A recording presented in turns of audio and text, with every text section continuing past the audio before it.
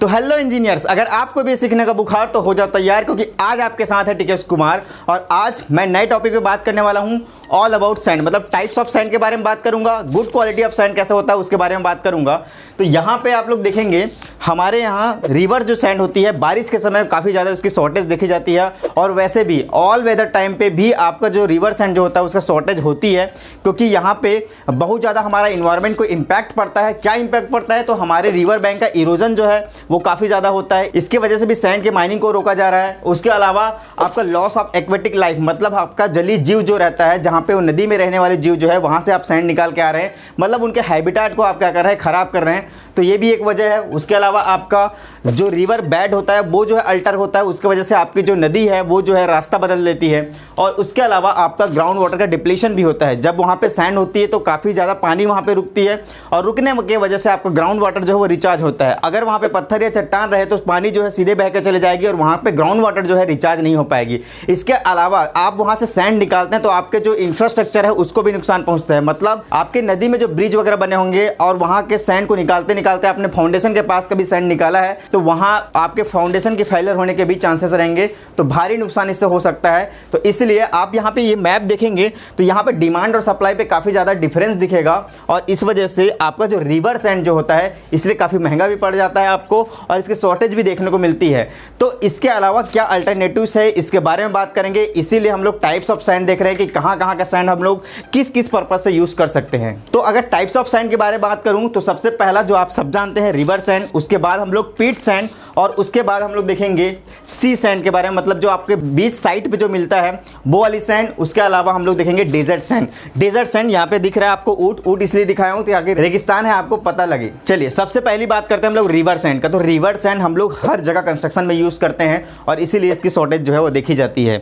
तो river sand बनता कैसे है? बड़े बड़े पत्थरों का क्या होता है, वियर एंड टियर होता है, और उसकी वजह से छोटे छोटे कणों में बदलते हैं, और उस छोटे छोटे पार्टिकल्स है उसको जब एक्यूमुलेट होकर वो जब मैदानी एरिया में जब आता है तो उसको हम लोग सैंड बोलते हैं।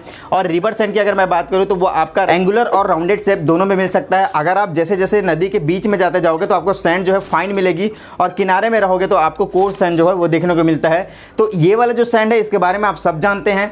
हम लोग बात करते हैं इसका अल्टरनेटिव्स के बारे में। तो हम लोग इसके अल्टरनेटिव के रूप में यूज करते हैं हम लोग पीट सैंड, या फिर हम लोग इसको बोलते हैं एम सैंड। एम सैंड का मतलब होता है मैन्युफैक्चरिंग, मतलब हम लोग सैंड को बनाते हैं। तो यह बनता कैसे है? जैसे कि पीट सैंड की अगर बात करूं तो ये जो है रेड कलर का होता है। जैसे आप जो है दिल्ली के आसपास वाले एरिया में देखेंगे तो बदरपुर का सैंड मिलता है जो कि लाल कलर का होता है, और जो कि पिट से मिलता है, मतलब खदानों से या फिर गड्ढों से। तो यहाँ पे ये जो सैंड जो होता है इसके जो पार्टिकल्स होते हैं वो जो है थोड़ा सा शार्प एज होता है और एंगुलर टाइप का होता है, और ज़्यादातर दिल्ली के आसपास वाले एरिया में ज़्यादातर यूज़ किया जाता है।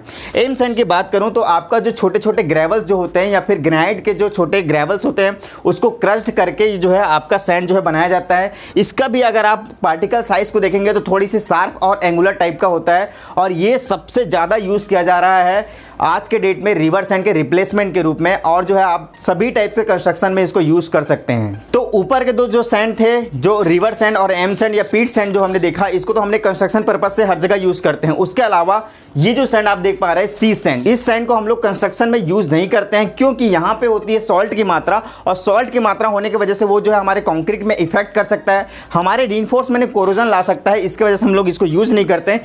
बट ऐसी कुछ जगहें हैं जहाँ पे आप रिवर सैंड का रिप्लेसमेंट कर सकते हैं, जैसे कि आपका जो फिल्ट्रेशन प्लांट होता है, वाटर ट्रीटमेंट प्लांट होता है, वहाँ पे कुछ ऐसे टाइप्स के सैंड जो है वो ज़रूरत पड़ता है, जैसे वाटर के नेचर के अकॉर्डिंग। तो वहाँ पे आप फिल्ट्रेशन प्लांट में जो इस सैंड का यूज़ कर सकते हैं फिल्टर करने के लिए। उसके अलावा जो आपका जहाँ पे क्लिफ एज होता है, समुद्र के किनारे जहाँ पे इरोजन का चांसेस ज़्यादा होता है, तो वो जो किनारा है उसको प्रोटेक्टिव बेड बनाने के लिए आप जो है वहाँ पे सैंड यूज़ कर सकते हैं। तो यहाँ पे ये चीज़ जो है आप कर सकते हैं। इसके अलावा एक सैंड जो होता है डेजर्ट सैंड, डेजर्ट सैंड भी हम लोग ज़्यादातर यूज़ नहीं करते हैं, क्योंकि ये सैंड भी सॉल्टी होता है। इसकी जो वाटर होल्डिंग कैपेसिटी जो होती है वो भी ज़्यादा नहीं होती, इसीलिए तो ये रेगिस्तान में होता है। ठीक है, उसके बाद इसकी पार्टिकल साइज़ के बारे में बात करूँ तो काफ़ी ज़्यादा फाइन होता है, और इसमें जो है आपका राउंडेड शेप का जो पार्टिकल है वो देखा जाता है, इसलिए भी इसको यूज़ नहीं करते हैं। अगर आप उसको टेस्ट करके देखेंगे तो वो जो है आपको सॉल्टी फील होगा। तो इस सैंड को हम लोग यूज़ कहाँ पे कर सकते हैं, ये यूजलेस तो नहीं है, ठीक है। तो इसको हम लोग यूज़ करते हैं सैंड ब्लास्टिंग में। मतलब सैंड ब्लास्टिंग क्या होता है, जहाँ पे आपका सरिया या फिर बड़ी पाइपलाइन या कोई भी आपका स्टील स्ट्रक्चर जहाँ पे कोरोजन है, तो वहाँ पे जो जेट होता है उसके थ्रू हाई स्पीड देके इसको सैंड ब्लास्टिंग बोला जाता है, जिसके थ्रू आपके जो पाइप्स के रस्ट है उसको निकाला जाता है। अब बात करें गुड क्वालिटी ऑफ सैंड की, तो यहाँ पे ऐसी कौन कौन सी बात होनी चाहिए जो आप कंस्ट्रक्शन पर्पस के लिए सैंड यूज कर रहे हैं। तो सबसे पहली बात होना चाहिए कि उसमें कोई भी ऐसे कोई केमिकल ना हो, सैंड में वो केमिकली फ्री हो, मतलब कि आपका जो सैंड है वो सीमेंट के साथ जाके या कोई केमिकल ऐसा रिएक्शन ना बनाए, वो जो है केमिकली इनर्ट होना चाहिए।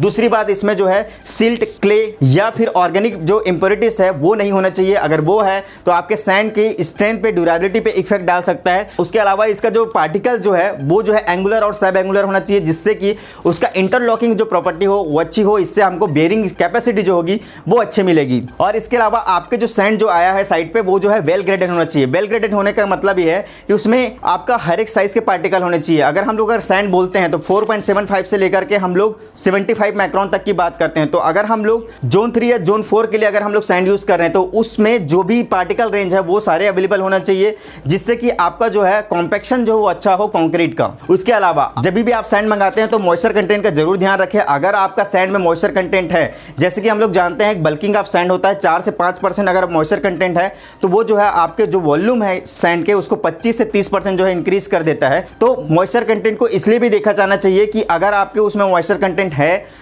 तो वहां पे क्या हो सकता है, आपके कंक्रीट में श्रिंकेज और क्रैकिंग आ सकता है, क्योंकि हम लोग क्या करते हैं मॉइस्चर कंटेंट का करेक्शन करना पड़ता है अगर आप कंक्रीट मिक्स कर रहे हैं तो, क्योंकि एक प्रॉपर अमाउंट में आपको वाटर सीमेंट रेशियो को मेंटेन करना होता है। तो इंजीनियर्स यहाँ पे एक सैंड और है जिसके बारे में आपको बताना चाहता हूँ, वो आपकी जिम्मेदारी की आप उसको कमेंट में बताएंगे आप मेरे को। एक सैंड होता है सिलिका सीमेंट, और सिलिका सीमेंट जो है बनता है क्वार्ट्ज से, ये मैंने आपको हिंट दे दिया है। आप कमेंट करके बताइए कि इस सैंड को हम लोग कहाँ यूज करेंगे। और अगले वीडियो में हम लोग बात करेंगे कि सैंड में कौन कौन से ऐसे फिजिकल टेस्ट होते हैं जो अगर आपके साइट पे आई तो हमें कौन कौन से टेस्ट करेंगे और कौन कौन से टेस्ट से हमें कौन कौन सी बातें पता चलेगी। तो इंजीनियर्स, आई होप इस वीडियो से आपको हेल्प मिला होगा। अगर आपको ये वीडियो अच्छा लगा, कंटेंट अच्छा लगा, तो आप वीडियो को लाइक कीजिए, चैनल को सब्सक्राइब कीजिए और शेयर कर दीजिए अपने दोस्तों के साथ, और जुड़िए सिविल इंजीनियर्स की विचित्र दुनिया में। तो इस बात पे तो आपको कहना पड़ेगा कि करना है खास, तो चलो हमारे साथ सिविल की बात गुरुजी के साथ। इंजीनियर्स, पढ़ते रहिए, लिखते रहिए सिविल गुरुजी के साथ। धन्यवाद।